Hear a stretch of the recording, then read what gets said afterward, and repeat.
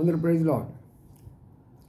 ప్రభు కృపను బట్టి ప్రభు యొక్క వాక్యం ధ్యానించడానికి కొరకై ప్రభు మరి యొక్క అవకాశం మనకు అనుగ్రహించాడు. ఈ కొన్ని నిమిషాలు శ్రద్ధగా దేవుని మాటలు ఆలపిస్తాము. అందులో ఉన్న సత్యాన్ని తెలుసుకుందాం. ప్రభు రాకడ కొరకై సిద్ధపడుతూ వెళదాం. ప్రార్థన చేసుకొని ప్రారంభిస్తాం. ప్రేంగళ మాపడవు తండ్రి, నమ్మకమైన మా దేవానికి వందనాలు స్తోత్రాలు. మీరంతా కాపాడారు, భద్రపరిచారు. రాత్రికాల సమయంలో మీ వాక్యాన్ని కొన్ని నిమిషాలు ధ్యానించబోతుండగా మీ దాసుని నన్ను బలపరిచి మీ కృపలో జ్ఞాపకం చేసుకోవచ్చుగా ప్రార్థిస్తున్నాను. ప్రేంగళ మాపడవు తండ్రి, నమ్మకమైన మా ప్రభావానికి వందనాలు స్తోత్రాలు చెల్లించుకుంటున్నాను. అన్ని రకాల టెస్టిమెంట్స్ తొలగించమని ప్రార్థిస్తుంటున్నాను. అంధకార శక్తులు మీ నాపడ బంధిస్తూ మమ్మల్ని తగ్గించుకుంటూ మీ వైపు చూస్తూ యేసయ్య పరిశుద్ధ నామమున స్తుతించి ప్రార్థించి కనపరిచి వచ్చున్నాము తండ్రి. ఆమేన్. ప్రకటన గ్రంథం 20వ అధ్యాయంలో కొన్ని మాటలు చదువుకుంటున్నాము. ప్రకటన గ్రంథము 20వ అధ్యాయము 1వ వచనం నుంచి. మరియు పెద్ద సంఖ్యలను చేతపట్టుకొని అగాధం యొక్క తాళపు చెవి యొక్క దూత పరలోకము నుండి దిగివచ్చుడు చూచి తిని, అందులో ఆది సర్పము అనగా అపవాదియు సాతానును ఘట సర్పమును పట్టుకొని 1000 సంవత్సరములు దాన్ని బంధించి అగాధములో పడవేసి ఆ 1000 సంవత్సరాలు గడుచు వరకు ఇక జనములను మోసపరుచుకున్నట్లు అగాధమును మూసి దాని ముద్ర వేసిన అటు పిమ్మట వాడు కొంచెం కాలం విడిచిపెట్టబడవలను. చదవబడిన లేఖన భాగాన్ని ప్రభాషలోంచి దీవించిన గాక. మనము యుగాల గురించి మాట్లాడుతూ ఉంటున్నాం కదా. 7 యుగాలు 6 యుగాలు పూర్తి చేశాను. ఇప్పుడు 7వ యుగంలోకి వచ్చాను. ఈ 7వ యుగాన్ని నీతి యుగం అంటారు, లేదా శాంతి యుగం అంటారు.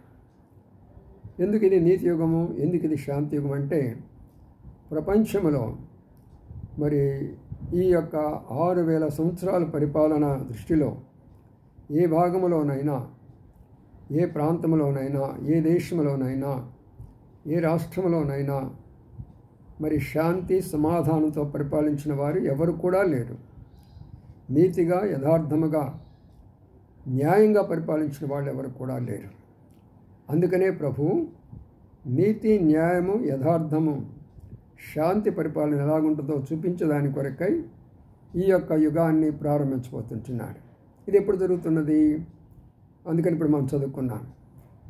మరి కృపాయుగము ముగింపు అయిపోయిన తర్వాత 7 ఏండ్ల శ్రమాకాలంలో దేవుని నమ్మినటువంటి బిడ్డలైనటువంటి దేవుని సంఘము, పరిశుద్ధంగా ఉన్నటువంటి వారు, నీతిగా ఉన్నటువంటి వారు, ప్రభు కొరకు ఎదురు చూస్తున్నటువంటి వారు అందరూ కూడా పరలోకానికి ఎత్తబడతారు, మరి మధ్యాకాశంలోకి ఎత్తబడతారు.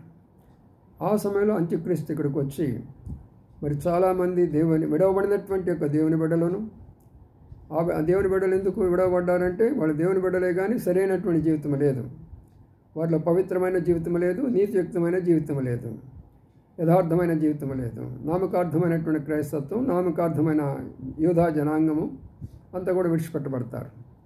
వాళ్ళని ఈ అంత్యక్రీస్తు భయంకరంగా చిత్రహింసలు పెడతాడు. చాలామందిని, కోట్లాది మందిని చంపేస్తాడు. ఈ సందర్భంలో దేవుడు తన బిడ్డలను చంపేస్తున్నటువంటి వారిని చూస్తూ ఊరుకుంటాడా? ఆయన పరలోకాన్ని నుంచి ఉగ్రతను కుమ్మించి నదుల మీద, సముద్రాల మీద, ఆకాశం మీద తుఫానులు, తెగుళ్ళు, యుద్ధాలు, కరువులు, మరణాలు ఆయన ద్వారా జరుగుతూ ఉంటాయి. ఇది ఎవరికి? విడవబడినటువంటి క్రైస్తవులకి, విడవబడినటువంటి యూదులకి, అన్య జనాంగానికి. అది నమ్మకంగా పరిశుద్ధులుగా ఉన్న వారికి ఇవి ఉండవు. వాళ్ళు ఎత్తబడతారు, మధ్యాకాశంలో ప్రభు దగ్గర నిలబడతారు, వారి బహుమానాలు వారు తీసుకుంటారు. కాబట్టి ప్రియమైన సోదరుడా, ఈ 7 ఏండ్ల సమయం ముగించిన తర్వాత అప్పుడు ఏం జరుగుతుందంటే, ఇంతమందిని బాధపెట్టి చంపేస్తున్నాడు కదా ఈ అపవాది శైతానుడు అనేవాడిని, వీడిని బంధిస్తే పోతుంది కదా అని చెప్పేసి దేవుడు ఆజ్ఞాపిస్తే పరలోకం నుంచి దేవదూతలు వచ్చి ఈ శైతానును బంధించి 1000 ఏండ్లు అగ్నిగుండంలో పడేస్తారు, భయంకరమైన అగాధంలో పడేస్తారు. ఈ అగాధంలో పడేసినటువంటి వ్యక్తి 1000 ఏండ్లు అప్పుడు ఇక భూమి మీద ఎంత సమాధానం ఉంటుందంటే, అబద్ధాలు ఎవరు చెప్పరు, మోసాలు ఎవరు చేయరు, దొంగతనాలు ఎవరు చేయరు, వ్యభిచారాలు ఎవరు చేయరు, ఏ చెడు కార్యం కూడా భూమి మీద కనబడతాం. పురుషులు స్త్రీల వైపు చూడటము, స్త్రీలు పురుషుల వైపు చూడటము, విగ్రహాలు పెట్టుకొని దేవుళ్ళు అనుకోవటము, ఒకరినొకరు తిట్టుకోవడము, కొట్టుకోవడము, అసూయపడటము, పగ పెట్టుకోవడము, ఈర్ష్య పెట్టుకోవడం, దేశం పెట్టుకోవడము, యుద్ధాలు చేసుకోవడము, ఇలాంటివి ఏమి ఉండవు. ఎందుకు ఉండవు అంటే అవన్నీ జరిగిస్తున్న శైతానుడు బంధించబడ్డాడు. నేడు ప్రపంచంలో దొంగతనం కానీ, అబద్ధాలు కానీ, మోసాలు కానీ, విగ్రహారాధన కానీ, అసూయ, పగ, ద్వేషాలు కానీ, వీటన్నిటికీ కారణం ఏంటి? ఈ చెడు కార్యాలన్నిటికీ కారణం ఏంటి? మనమైతే చేయము, మానవులు ఎవరికి ఇష్టం లేదు చేయరు, కానీ ఒక చేపించే శక్తి ఉన్నది కాబట్టి ఆ శక్తికి లోనులైపోయి ఆ శక్తి ప్రకారం చేస్తున్నారు కాబట్టి ఆ శక్తిని బంధిస్తాడు. ఆ శక్తే శైతానుడు. ఆ శక్తిని బంధించినప్పుడు 1000 ఏండ్లు బంధించబడతాడు. అప్పుడు జరిగేటటువంటిది ఏంటంటే ఆ మధ్యాకాశంలో 7 ఏళ్ళు అయిపోయిన తర్వాత ఇక యేసు ప్రభువారు తన సంఘాన్ని పెట్టుకొని మరి పెద్దలను తీసుకొని పరలోకంలో ఉన్నటువంటి కొంతమందిని పెద్దలాంటి వారిని తీసుకొని మరి భూలోకానికి వేంచేస్తారు. వేంచేసి యెరూషలేములో ఆయన హెడ్ క్వార్టర్ స్థాపిస్తాడు. అనగా ప్రపంచానికి హెడ్ క్వార్టర్. ఇప్పుడు మనకు ఇండియాకి ఢిల్లీ హెడ్ క్వార్టర్ అంటాం కదా, అమెరికాకు వాషింగ్టన్ అంటారు. అలాగనే మరి ఒక్కొక్క దేశానికి ఒక్కొక్క హెడ్ క్వార్టర్ ఉంటుంది కదా, అలాగే ఒక్కొక్క దేశానికి ఒక్కొక్కటి. అయితే ప్రపంచం మొత్తానికి ఒకే హెడ్ క్వార్టర్. అది ప్రభువైన యేసుక్రీస్తు వారు జన్మించినటువంటి ఏరియా. ఇశ్రాయేలు దేశముకు అబ్రహాము వారి సంతతి నుంచి వచ్చినటువంటి ఒక స్థలం. అది వారు నిర్మించుకున్నటువంటి దేవాలయం దావీదు ద్వారా ప్లాన్ ఇవ్వబడినప్పుడు మరి సొలొమోను ద్వారా కట్టినటువంటి ఆ దేవాలయం యెరూషలేము ప్రపంచ ప్రఖ్యాతిగాంచినటువంటిది. అక్కడ ప్రభు తన సింహాసనాన్ని స్థాపించి ప్రపంచానంతా కూడా ఏళ్తాడు. అంటే విడవబడినటువంటి యొక్క నామకార్థ క్రైస్తవులందులో కొంతమంది చనిపోతారు. అంత్యక్రీస్తు ఈ మనకు చదివినట్టు మహాఘట సర్పము, శైతానుడు వాళ్ళందరూ చంపేస్తాడు. ఇంకా ఎవరైనా మిగిలిపోయి ఉంటే, అలాగే యూదులు కూడా చాలామంది చంపేస్తారు. ఇంకెవరైనా మిగిలిపోయి ఉంటే, ఇంకా మరికొందరు అన్యులైతే అందరూ మిగిలిపోతారు. ఈ రీతి అనేటువంటి యొక్క పరిస్థితుల్లో దేవుడు సాక్షాత్ ఆయనే యెరూషలేములో హెడ్ క్వార్టర్గా చేసుకొని అక్కడ ఆయన నీతి పరిపాలన ప్రారంభిస్తాడు. ఈ పరిపాలన ఎంతకాలం కొనసాగుతుంది అంటే దాదాపుగా 1000 సంవత్సరాలు కొనసాగుతుంది. ఆ యొక్క పరిపాలన ఎలాగ ఉంటుందో అది కూడా ఒక మాట చదువుకుందాం. యెషయా గ్రంథంలో ఆ మాటలు మనం చదువుకుందాం. యెషయా గ్రంథము 65 అధ్యాయంలో ఆ మాటలు మనం చదువుకుంటే కొన్ని మనకు తెలుస్తాయి.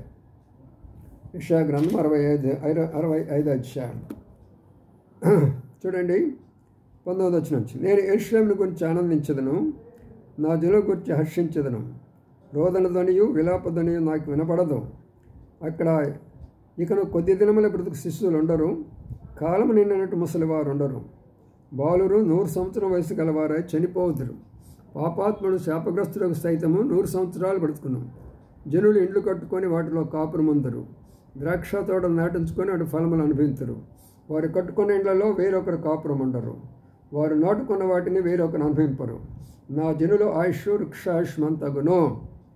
తర్వాత 25. తోడేళ్ళు గొర్రెపిల్ల కలిసి మేయును, సింహం ఎద్దు వలె గడ్డి తినను, సర్పములకు మన ఆహారమును, నా పరిశుద్ధ పర్వతంలో హానిక నాశనము ఏమైనా చేయకుండాని యెహోవా సెలవిచ్చున్నాడు. చాలు, చూసారు కదా నీతి పరిపాలన ఎలాగ ఉండబోతుంది అనేది ఇక్కడ మనం చూస్తే, ఆ పరిపాలనలో బాలురు అనేవాళ్ళు ఉండరట.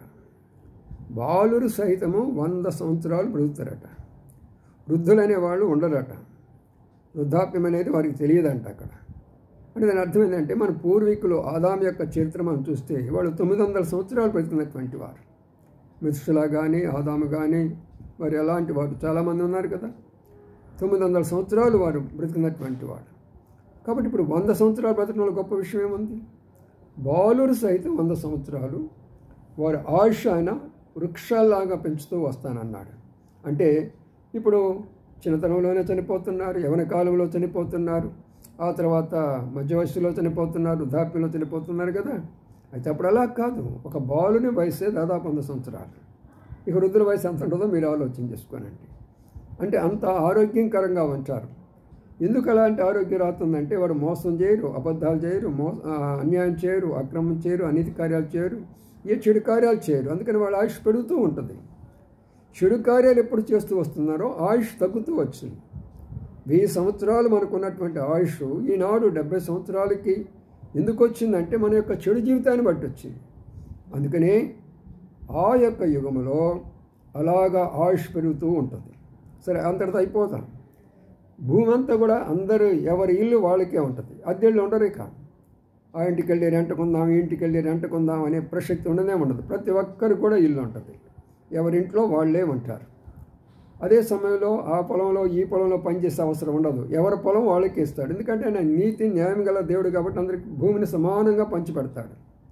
ఇళ్ళు స్థలాలు కట్టుకోవడానికి అందరూ కష్టపడేసి ఎవరి ఇల్లు వాళ్ళు కట్టుకుంటారు, ఎవరింట్లో వాళ్ళు ఉంటారు, ఎవరి పొలాలు వాళ్ళు ఉంటారు, ఎవరి తోటలు వాళ్ళు వేసుకుంటారు. ఆ తోటలో ద్రాక్ష పళ్ళు, ఆ ద్రాక్షలోని పండ్లు తింటుకుంటూ ఉంటారు. సంపూర్ణంగా సంతోషంగా ఉంటారు. ప్రియమైన సోదరి సోదరుడా, ఎంత సంతోషకరమైనటువంటి దినాలు చూసేవా అవి. ఆ 1000 ఏండ్లు కూడా ఎక్కడ కన్నీరు అనేది కనబడదు. ఏ కుటుంబంలో దుఃఖం కనబడదు. ఏ యొక్క వ్యక్తి కూడా ఏడుస్తున్నట్టు కనబడ్డాడు. పురుషులైనా స్త్రీలైనా కూడా ఎప్పుడు సుఖ సంతోషాలతో ఉంటారే కానీ ఏ నాడు కూడా వాళ్ళు దుఃఖపడటం కానీ, బాధపడటం కానీ, విలపించడం కానీ, కోపగించుకోవడం కానీ, తిట్టుకోవడం కానీ, దూషించుకోవడం కానీ, ద్వేషించుకోవడం అని కానీ ఇలాంటి ఏమీ జరగవు. ఎందుకంటే ఆయన పరిపాలన అలాగా ఉంటుంది. ఆయన నీతివంతుడు, ఆయన న్యాయవంతుడు, ఆయన పరిశుద్ధుడు, ఆయన త్యాగమూర్తి. అందుకని ఆయన పరిశుద్ధుడు కాబట్టి ఆయన పరిపాలన అంతా పరిశుద్ధంగా ఉండాలి. ఆయన నీతివంతుడు కాబట్టి ఆ పరిపాలన అంతా నీతిగా కనబడాలి. ఆయన యథార్థవంతుడు కాబట్టి ఆ పరిపాలన అంతా యథార్థంగా ఉండాలి. కాబట్టి ఆ టైంలో అందరూ కూడా ఆయుష్ పెరుగుతుంది, చక్కని ఆహారం వస్తున్నది, చక్కని గృహాలు వస్తున్నాయి, పాడి పంటలు వస్తున్నాయి. యుద్ధాలనే మాట ఉండనే ఉండదు. ఆ దేశము, ఈ దేశము, ఈ ప్రాంతము, ఆ ప్రాంతము, యుద్ధాలు లేవు, మతాలు లేవు, కులాలు అనేది ఉండవు, ఏమీ ఉండదు. మనుషులందరూ కూడా సమానము. మనుషులందరూ కూడా ప్రేమతో ఉండాలి. మనుషులందరూ కూడా శాంతి సమాధానంతో ఉండాలని 1000 ఏండ్ల పరిపాలన చేసి చూపిస్తాడు. ఇప్పుడు చూసుకోనండి, ఇప్పటి వరకు ప్రపంచంలో పరిపాలించినటువంటి వాళ్ళు ఏ దేశంలోనైనా, ఏ ఖండంలోనైనా, ఏ రాష్ట్రంలోనైనా మేము నీతిగా, నిజాయితీగా, యథార్థముగా, న్యాయంగా చెప్పగలిగినటువంటి ఎవరికైనా సరే ఎలాంటి వారు ముందుకు చెప్పగలరంటే ఎవ్వరూ చెప్పలేరు. అందుకని ప్రియమైన సోదరి సోదరులారా, ఆ భాగం అయిపోతే మరి జంతువుల పక్షుల విషయంలో కూడా చెప్తూ వచ్చాడు. సింహం అంట పశువులాగా గడ్డి మేస్తుందంట. గడ్డి మేసేది ఎవరు? ఆవు. అంటే సింహానికి ఆవు స్వభావం వస్తుందని దానికి అర్థం. ఆవు ఎలాగ సాధువుగా ఉంటుందో సింహం కూడా సాధువు అయిపోతుంది. మరి సర్పము ఎలాగ విషపూరితం అయిపోతుందో అలాది కూడా సాధువు అయిపోతూ వస్తుంది. అలాగే గొర్రెలు, ఆ తర్వాత మరి పులులు, ఈ సింహాలు, ఆ తర్వాత తోడేళ్ళు, గొర్రెలు కలిసి ఉంటాయి, కలిసి స్నేహం చేస్తారు. గొర్రె చూస్తే తోడేళ్ళు తినేయాలంటది. కానీ ఆయన పరిపాలనలో అలాగ ఉండదు. అంటే దాని అర్థం ఏంటంటే ఇటు పశువులైనా, ఇటు మేకలైనా, ఇటు పక్షులైనా, ఇటు మనుషులైనా ఏదైనా సరే ఎక్కడ కూడా బాధకరమైనటువంటి పరిస్థితి ఉండనే ఉండదు. అది కరెక్ట్ అయినటువంటి పరిపాలన. నీతి పరిపాలన అంటే, న్యాయ పరిపాలన అంటే, శాంతియుతమైన పరిపాలన అంటే 1000 ఏండ్లు యేసు ప్రభువారు ఆ యెరూషలేములో కూర్చుంటాడు. మరి ఆయనతో పాటు మరి పరిపాలకులు కావాలి కదా.